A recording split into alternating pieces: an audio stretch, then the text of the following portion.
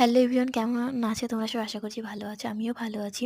তো এটা আমার ফার্স্ট ইউটিউব চ্যানেল, আজকে আমি খুলেছি। আর ফার্স্ট ইউটিউব চ্যানেলের ফার্স্ট ভিডিও এটা কিন্তু খুব গুরুত্বপূর্ণ একটা ভিডিও। তো চলো তোমাদেরকে আজকে আমি একটা জিনিস দেখাবো, যেটা দিয়ে আমাদের চুল ওঠা সত্যি কমে কি না আজকে আমি তোমাদেরকে জানাবো।